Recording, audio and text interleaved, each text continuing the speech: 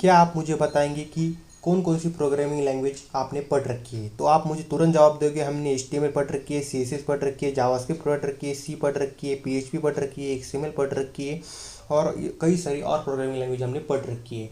लेकिन मैं अगर आपको कहूँ कि ये जो प्रोग्रामिंग लैंग्वेज आपने पढ़ रखी है ये प्रोग्रामिंग लैंग्वेज ही नहीं, तो आप मुझे कहोगे कि क्या बकवास कर रहे हो।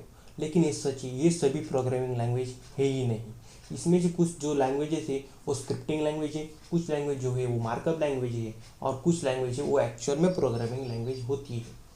तो क्या होता है स्क्रिप्टिंग, क्या होता है मार्कअप लैंग्वेज, क्या होता है प्रोग्रामिंग लैंग्वेज, तो इन सब का डिफरेंस जानने से पहले मैं आपको बता दूं कि जब भी हम किसी भी लैंग्वेज को या फिर कंप्यूटर लैंग्वेज को या फिर कोडिंग को पढ़ना स्टार्ट करते हैं, तो जब हम स्टार्ट करते हैं तो उसको पढ़ने का मोटिव हमारा जो होता है वो साफ होता है। दो तरह के हमारे मोटिव होते हैं किसी भी प्रोग्रामिंग लैंग्वेज या फिर कोडिंग को सीखने से पहले। वो होता है कि सॉफ्टवेयर बनाना। तो सॉफ्टवेयर बनाते समय सॉफ्टवेयर भी दो टाइप्स के होते हैं। तो कौन कौन से वो टाइप्स है सॉफ्टवेयर बनाने के?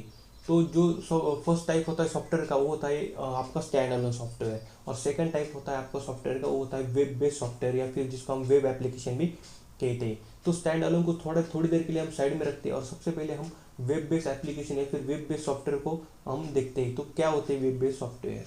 तो वेब बेस्ड सॉफ्टवेयर को अगर आपको जानना है तो इसका सबसे बेस्ट जो एप्लीकेशन या फिर हम कह सकते हैं एग्जांपल जो है वो हमारा ई कॉमर्स साइट हो गया या फिर शॉपिंग की साइट्स हो गई या फिर आपका फेसबुक, अमेजोन, फ्लिपकार्ट। ये जो आपके जो सॉफ्टवेयर बनाए गए वो सभी वेब बेस्ड एप्लीकेशन है या फिर हम कह सकते हैं वेब बेस्ड सॉफ्टवेयर है।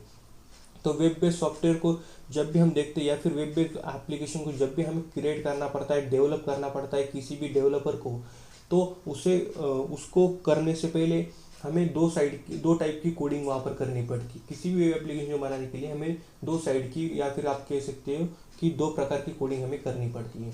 तो जब भी आप वेब एप्लीकेशन को चलाते हो तो आपने देखा होगा कि आप वेब एप्लीकेशन को हमेशा ब्राउज़र पे चलाते हो।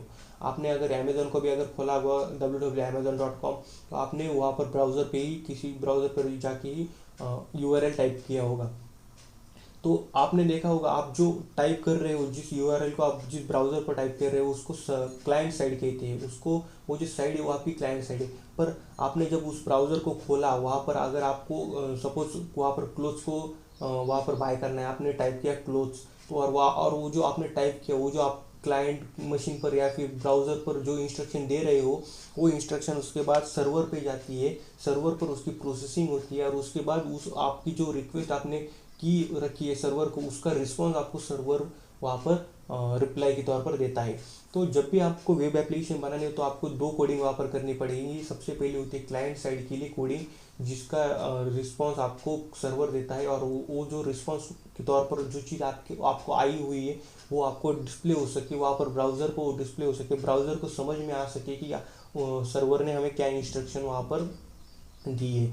तो ब्राउज़र को समझ में आने के लिए वहाँ पर आपको ब्राउज़र्स को समझ में आए इसी प्रोग्रामिंग लैंग्वेज के जरिए कोडिंग करनी पड़ती है। और जो सर्वर कर आप जो रिक्वेस्ट देते हो, आपको जो सर्च करना होता है चीज़ों को, तो सर्वर को भी चीज़ें समझ में आनी चाहिए कि क्लाइंट चाहता क्या है, तो सर्वर को समझ में आए इसी प्रोग्रामिंग लैंग्वेज को हम जो कोड करते हैं सर्वर साइड पर उसको हम स्क्रिप्टिंग लैंग्वेज कहते हैं या फिर सर्वर साइड प्रोग्रामिंग कहते हैं, ताकि सर्वर को भी पता चले कि क्लाइंट आखिर चाहता क्या है।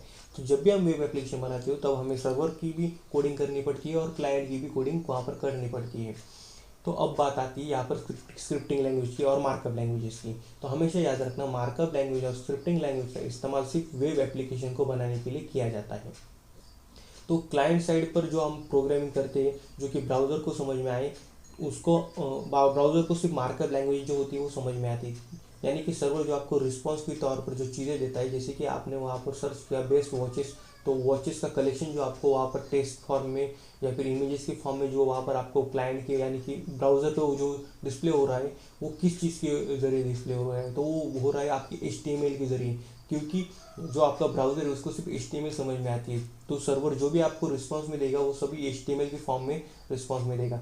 यानी कि अब जो भी आप क्लाइंट साइड पे जो भी कोडिंग करोगे वो सभी मार्कअप लैंग्वेज यानी कि HTML या फिर XML जैसी जो मार्कअप लैंग्वेज होती है वो उनका यूज़ करके ही आपको क्लाइंट साइड की वहाँ पर कोडिंग जो होती है वो करनी पड़ती है।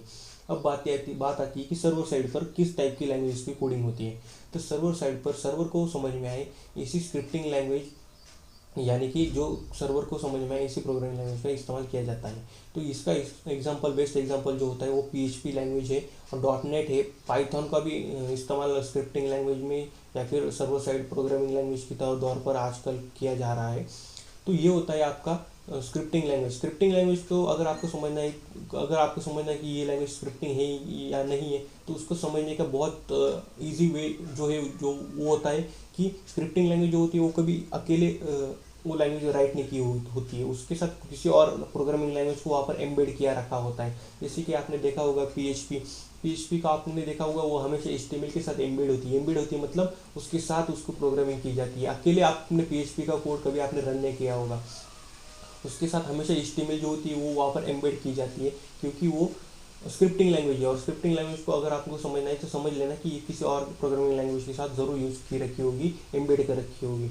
तो ये होता है आपका स्क्रिप्टिंग लैंग्वेज। स्क्रिप्टिंग लैंग्वेज हमेशा कई दूसरी और लैंग्वेज के साथ एम्बेड कर रखी होती है, और वो वहाँ पर लॉजिक को बिल्ड करने के लिए ये वहाँ पर यूज़ की गई होती है। तो स्क्रिप्टिंग लैंग्वेज आपको समझ में आ गया होगा। तो स्क्रिप्टिंग लैंग्वेज के भी वहाँ पर दो टाइप्स होते हैं, एक होता है क्लाइंट साइड स्क्रिप्टिंग, सेकंड होता है सर्वर साइड स्क्रिप्टिंग। तो सर्वर साइड स्क्रिप्टिंग का जो एग्जांपल है वो PHP है, डॉट नेट है, पाइथन का भी इस्तेमाल आप सर्वर साइड स्क्रिप्टिंग लैंग्वेज में होता है, लेकिन क्लाइंट साइड में भी स्क्रिप्टिंग की जाती है। और क्लाइंट साइड स्क्रिप्टिंग लैंग्वेज का बेस्ट एग्जांपल आपका जावा स्क्रिप्ट है। आजकल जो भी वेबसाइट बन रही है वो 99.99% जो होती है वो जावा स्क्रिप्टिंग लैंग्वेज का इस्तेमाल करके ही बनाई होती है। तो ये होता है वेब एप्लीकेशन। तो हमेशा याद रखना, वेब एप्लीकेशन के लिए आपको दो टाइप की कोडिंग करनी पड़ती है, एक होती है क्लाइंट साइड के लिए और एक होती है सर्वर साइड के लिए। क्लाइंट को समझ में आए यानी कि ब्राउज़र को समझ में आए, ऐसी कोडिंग जो की जाती है वो मार्कअप लैंग्वेज के जरिए की जाती है, क्योंकि आपके ब्राउज़र को सिर्फ और सिर्फ मार्कअप लैंग्वेज की है जो समझ में आती है। और मार्कअप लैंग्वेज के एग्जाम्पल जो होते हैं वो होते हैं HTML, XML। तो हमेशा इससे आगे याद रखना, अगर आपको अगर कोई पूछे कि आपने कौन कौन सी प्रोग्रामिंग लैंग्वेज पढ़ी है, तो बता मत देना कि हमने HTML और XML प्रोग्रामिंग लैंग्वेज पढ़ी, क्योंकि ये प्रोग्रामिंग लैंग्वेज नहीं है, ये जो है वो एक मार्कअप लैंग्वेज होती है। और जो सर्वर साइड पर यूज़ होती है वो स्क्रिप्टिंग लैंग्वेज होती है, जो कि किसी और लैंग्वेज को एम्बेड करके कोडिंग उसकी की रखी होती है, और जो सर्वर को इंस्ट्रक्शन देने के लिए यूज़ की जाती है। तो वेब एप्लीकेशन बनाने के लिए ये क्लाइंट साइड और सर्वर साइड दोनों के लिए कोडिंग हमें करनी पड़ती है। तो ये होता है वेब एप्लीकेशन या फिर वेब सॉफ्टवेयर।